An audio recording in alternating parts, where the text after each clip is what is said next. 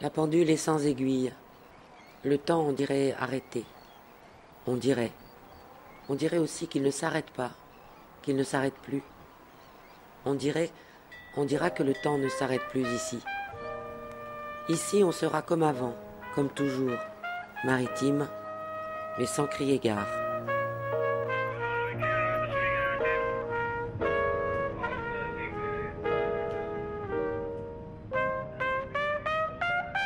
Posée sur l'océan, entre La Rochelle et l'île de Ré, la gare maritime du môle d'escale de La Pallice accueillait jusque dans les années 1960 et dans un cadre luxueux les passagers des paquebots en partance pour l'Amérique. Chaque année, jusqu'à 4000 passagers transitaient sur sa passerelle d'embarquement. Mais rattrapée par le fulgurant essor du transport aérien d'après-guerre, elle sera fermée et transformée en hangar à marchandises. Désormais obsolète, ce vestige de l'époque des grandes traversées transatlantiques connaît ses dernières heures avant une restructuration globale du site portuaire de La Pallice.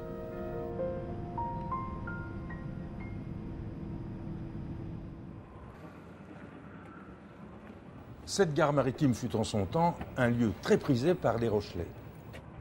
On venait ici pour pêcher, se promener, se restaurer et rêver. On l'appelait le bout du monde. L'ascenseur était une curiosité à l'époque. Ça n'a pas changé. La construction de cette gare maritime fut décidée en même temps que le projet du môle d'escale, en 1924. Mais en raison de la guerre, elle ne sera construite qu'en 1951 et inaugurée les 7 et 8 juin 1952, lors d'une fête de la mer. L'architecte de cette gare maritime, c'est Pierre Desmarais. C'est une architecture simple et efficace, un dessin de son temps. La gare maritime de La Pallice reprend les dimensions plus ou moins instituées par l'architecte Levasseur en 1930 dans la construction de la gare maritime de Cherbourg, avec en plus une tour de Matignon qui fait à peu près 35 mètres de haut. Et l'édifice, il fait 65 mètres de longueur sur 25 mètres de largeur, avec un rez-de-chaussée dédié aux marchandises ou aux trains. Au premier étage, toutes les formalités pour rembarquer, avec des grands tapis pour la douane, avec des salles d'accueil pour le public, et un deuxième étage pour une salle panoramique où se trouvait le restaurant. Le président de la Chambre de commerce a voulu que ce restaurant soit un bon restaurant et que l'image de la gastronomie française soit positionnée également dans ce lieu de départ vers le monde entier. Un jour, j'ai été contacté pour embarquer sur le Reina del Pacifico, un paquebot qui faisait escale à La Pallice. Et ça a été une occasion pour moi, parce que le voyage durait au moins 2 mois et demi. Alors le retour à La Pallice, évidemment, pour tout le monde, c'était la fête. Il y avait un tas de files de taxis qui vous attendaient avec vos bagages et ceci et cela. Mon travail, moi, c'était on me mettait à la sortie de la coupée pour diriger les passagers dans la salle des douanes pour la vérification des bagages. On voyait les passagers qui débarquaient et embarquaient directement sur le train, parce que c'était une ligne qui allait directement sur Paris. C'était les trains maritimes. C'est la première fois que je voyais des bateaux de si près, en fait, et c'était merveilleux. On s'imaginait pendant quelques instants comme passagers. Mes parents tenaient le restaurant et nous, on logeait derrière. Il y avait un logement de fonction. J'étais très jeune, j'ai entendu parler l'anglais, l'espagnol, avec les bateaux qui venaient, notamment le Reina del Mar.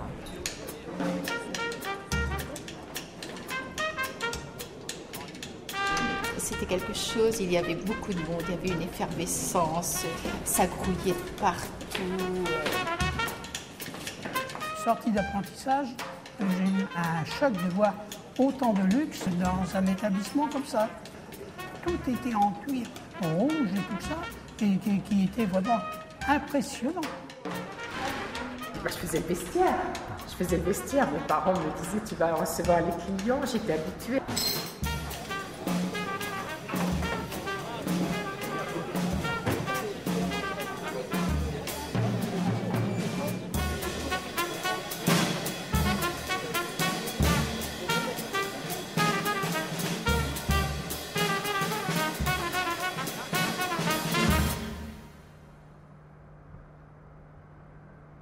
Les archéologues diront qu'il n'y a pas de témoins de l'histoire, qu'il n'y a jamais eu d'histoire.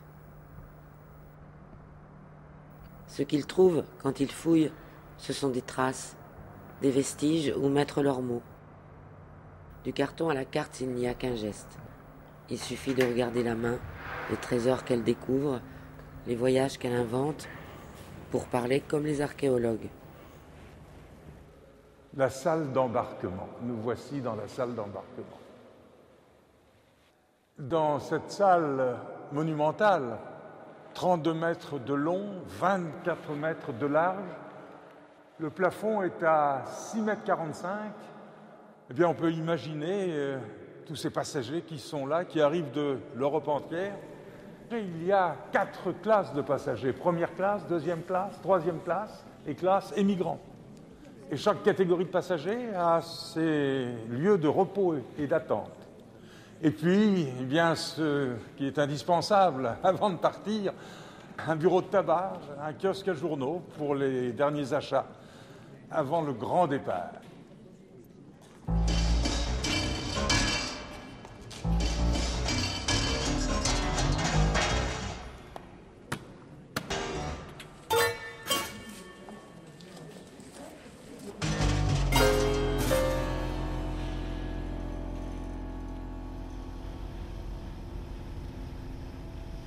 La rive comme un rêve s'éloigne.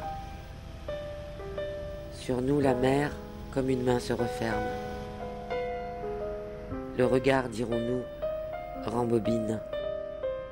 Étant apprenti de cuisine qui sortait d'apprentissage, de se voir directement sur un paquebot, c'était extraordinaire. Et on allait directement à Vigo, en Espagne. De Vigo, on allait aux Bermudes et Cuba. Le canal de Panama, c'est vraiment magnifique. Alors là, tous les passagers mangeaient en terrasse, sur le pont. On avait à peu près 4 plats par jour à préparer pour les premières classes. Et après, sortie du canal de Panama, tous les jours, on faisait une escale. La Colombie, l'Équateur, le Pérou et ensuite Valparaiso. Alors le Valparaiso, évidemment, c'est une ville qui était éclairée formidable parce qu'elle est en hauteur. Tout est en hauteur, toutes les lumières brillent, c'était merveilleux. C'est la première fois qu'on voit ça, quoi. Hein. C'est ça la merveille de Valparaiso, quoi.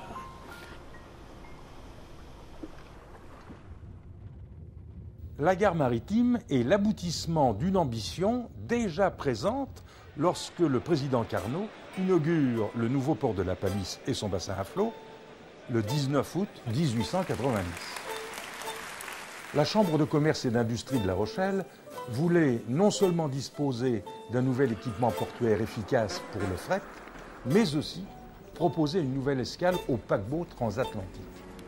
En cette fin du XIXe siècle, le transport de passagers en partance pour le Nouveau Monde est alors en plein essor.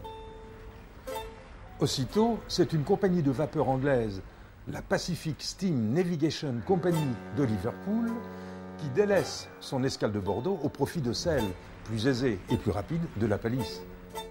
Hasard de l'histoire, elle sera la première, mais aussi la dernière compagnie transatlantique à faire escale à la Palisse. À cette époque déjà, les passagers débarquent du train directement sur le quai pour embarquer sur le navire qui se trouve juste en face. Des hôtels autour du port, ainsi que les hangars des compagnies maritimes, accueillent les nombreux voyageurs en transit. Parmi eux, une bonne moitié sont des migrants, venus principalement d'Europe de l'Est pour fuir la misère. Mais rapidement, le bassin devient trop petit pour les paquebots dont la taille ne cesse d'augmenter et qui doivent alors jeter l'ancre dans l'avant-port. C'est alors que l'on construira, avant la guerre de 14, une véritable gare maritime. Elle sera sur pilotis et accueillera les passagers des transatlantiques, mais aussi ceux des îles de Ré et de Léron.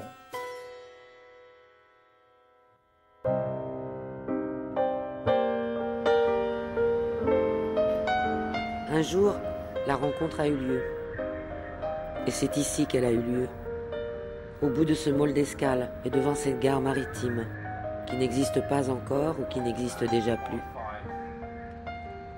Nous sommes en 1924, ou pas très loin. L'image est anachronique, elle parle du temps. Pas du temps qu'il fait, qu'importe qu'il fasse beau ou qu'il pleuve sur la palisse. Le temps qui occupe ce voyageur, c'est celui des grandes traversées transatlantiques. C'est celui qui un jour l'a conduit là, au cœur du monde. Ce voyageur s'appelle, ou se fait appeler, Blaise Cendrars. Dire que les gens voyagent avec des tas de bagages. Moi qui n'ai emporté que ma malle de cabine, et déjà je trouve que c'est trop, que j'ai trop de choses. Voici ce que ma malle contient.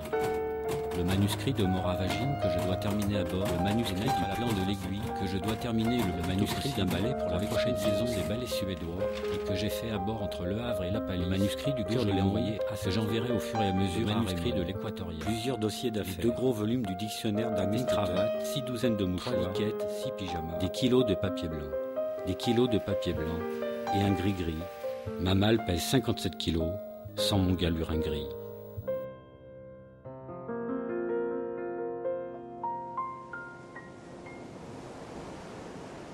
Dans les années 20, outre la Pacific Steam, il y avait également la Compagnie des Messageries Maritimes qui faisait ses escales régulières à la palisse sur la ligne entre Hambourg, Le Havre et Plata en Argentine. Et la Compagnie belge du Congo maritime qui, au milieu des années 20, fréquente également la palisse sur sa ligne régulière entre Anvers et Matadi au Congo. Au fil des années, eh bien, les tirs-en-dos ne seront plus suffisants pour les grands paquebots. Il faudra faire une navette de chaloupe entre cette gare maritime et les paquebots qui sont sur rade, d'où l'idée, dans les années 20, de faire un môle d'escale, c'est-à-dire une plateforme artificielle qui, elle, sera desservie par des profondeurs d'eau tout à fait satisfaisantes. Et ça n'est très précisément qu'en 1923 qu'à l'initiative de Christian Morck, qui à ce moment-là est président de la Chambre de commerce, il est décidé donc de construire ce môle d'escale. Le temps que le projet se fasse, que les financements se trouvent, et la pose de la première pierre interviendra le 29 août 1931. Ce môle était le socle sur lequel devait être érigée la gare maritime, et bien évidemment les événements de 1940 n'ont pas permis la poursuite des travaux. Alors le problème de cette gare maritime, c'est qu'elle arrive en retard.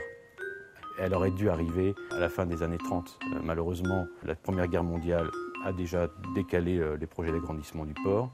Il a fallu attendre 1931 pour les premiers travaux. Donc en 1939, le môle est achevé. On commence déjà les fondations de la gare maritime, la Seconde Guerre mondiale. Et donc on perd encore une dizaine d'années. Et finalement, une gare qui devait arriver fin des années 20 est opérationnelle qu'en 1951.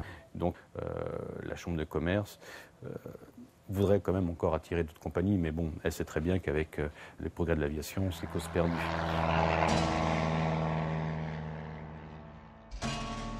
Dans les années 20, le nombre de passagers oscille autour de 9000 par an.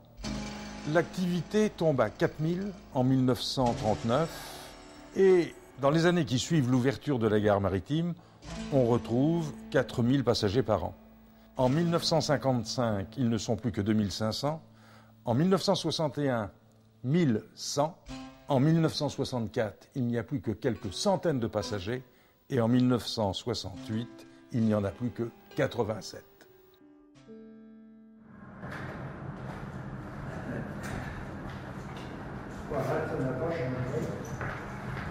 Il était essentiel, on ne l'a jamais pris. On ne se reconnaît plus. On est dans un bâtiment qui a été inauguré le jour de mes 30 ans, le 8 juin 1952. Évidemment, maintenant, tout a changé, mais nous étions dans ces bureaux. C'est là où l'armée américaine avait tout le mouvement de port. Ce qu'il y avait là pour l'embarquement, il y avait des escaliers roulants qui, avec la marée, montaient et descendaient, soit au premier étage, soit au deuxième, en fonction de la marée. Et les passagers embarqués par là, ils venaient dans ces salles-ci. On se connaissait tous avec les dockers et puis les grutiers, c'était des gens très très sympathiques. C'était nos voisins, voilà, nous on vivait avec ces gens-là. Parce que les Américains arrivaient avec les transports de troupes, débarquaient ici, se répartissaient un peu dans toutes les salles. Et je me suis vu travailler des dimanches entiers, 24 sur 24. Quand c'était l'arrivée du bateau, il fallait qu'il soit au plus vite déchargé et plus vite il repartait. C'était notre travail, le travail de cariste. Et il y avait le Reina del Pacifico qui passait tous les mois, je crois, et le Reina del Mar, qui était à la même compagnie, et qui accostait là, au môle. Lorsqu'on entendait un paquebot, on lâchait tout, on prenait vite la bicyclette, et là on venait assister à ces départs qui étaient pour nous quelque chose de féerique, parce que ces grosses masses blanches immaculées, ces gens qui étaient d'un autre monde, avec d'autres langues, et puis déjà habillés, c'était des premiers touristes.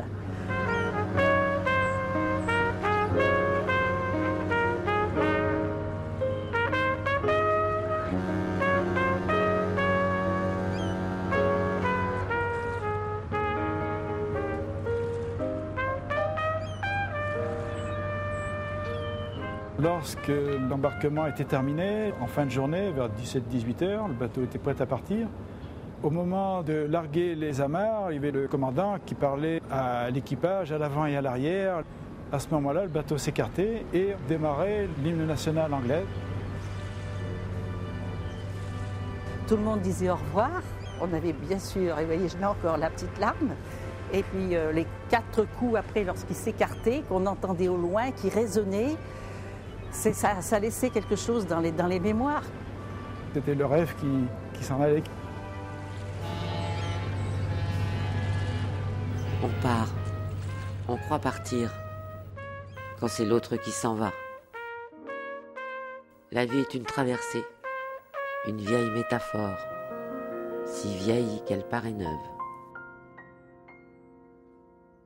Petit à petit, la gare ne sert qu'épisodiquement. Dans les années 60, le Reina del Mar accoste de façon de moins en moins régulière et puis arrête définitivement ses escales à la Palisse. Et puis on se retrouve avec une gare qui n'a qu'une quinzaine d'années, une vingtaine d'années, qui est déjà obsolète. Après, dans les années 70, et avec les dommages de guerre, on a l'idée d'agrandir ce môle d'escale pour le passer à 6 hectares et de faire une vocation purement de trafic de marchandises sur cet espace-là. Et à ce moment-là, toute la partie au nord va être détruite. On va construire un grand hangar, le hangar 13.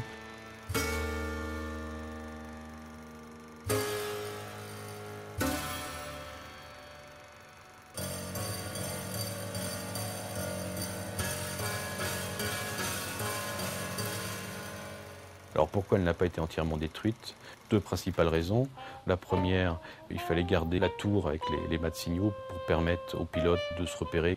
Et d'autre part, la chambre a conservé le restaurant et la salle panoramique. Jusque dans les années 90, cette salle a toujours été utilisée par la chambre de commerce pour y tenir certaines réunions. Et à partir de 98, pour des questions de sécurité, la salle a été définitivement fermée. Le môle d'escale, ça a toujours été la grande sortie quand même de certains Rochelais. À chaque fois qu'il y avait quelque chose d'important à La Rochelle, ici, c'était un passage obligé. Et lorsqu'il fut tourné le jour le plus long, et moi qui étais gamine, j'étais quand même émerveillée de tout ce monde qui débarquait.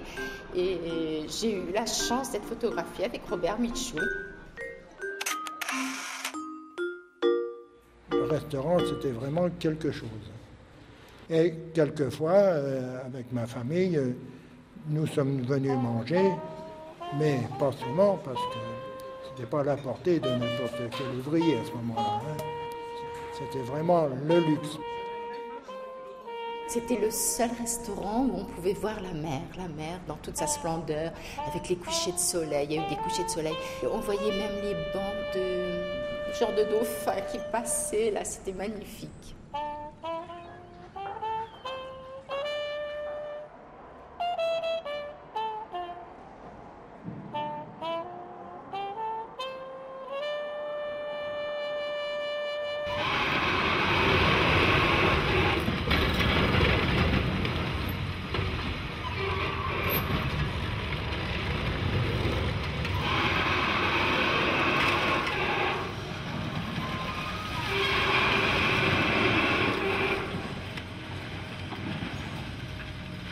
La destruction de la gare maritime part d'un constat de dégradation des conditions d'accueil des navires et des escales sur le môle d'escale, avec des installations qui deviennent de plus en plus vétustes, et la gare maritime elle-même qui proposait quelques problèmes de tenue et de stabilité.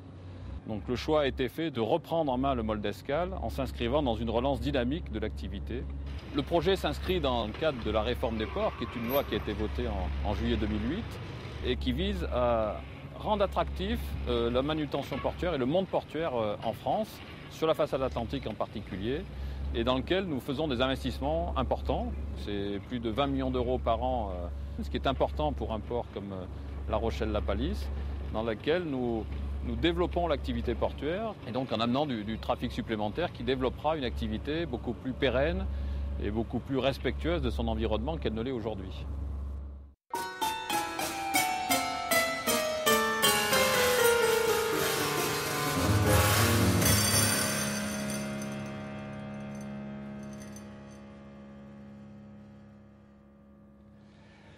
Ça fait quand même un choc quand on voit le vide. On s'aperçoit finalement que la gare avait pris sa place, qu'elle occupait l'espace beaucoup plus qu'on ne l'imaginait. Décider que de La Rochelle, on allait lancer des grandes routes vers l'Amérique du Sud, etc. Construire un bâtiment pareil, il fallait quand même avoir un vrai désir de développement. C'était d'une certaine façon renouer avec l'aventure des Rochelais bien des siècles avant, lorsqu'ils s'en allaient au Canada, qu'ils parcouraient l'Atlantique et qu'ils découvraient le Nouveau Monde. Et aujourd'hui, l'aventure continue sur les bateaux de croisière. C'est 25 000 passagers qui débarquent à peu près tous les ans, et ça n'est qu'un début. Et comme les croisières transatlantiques, semble-t-il, pourraient redevenir un peu d'actualité, je pense qu'on pourrait réfléchir et se remettre en situation d'accueillir des escales transatlantiques. Mais là, je rêve un peu.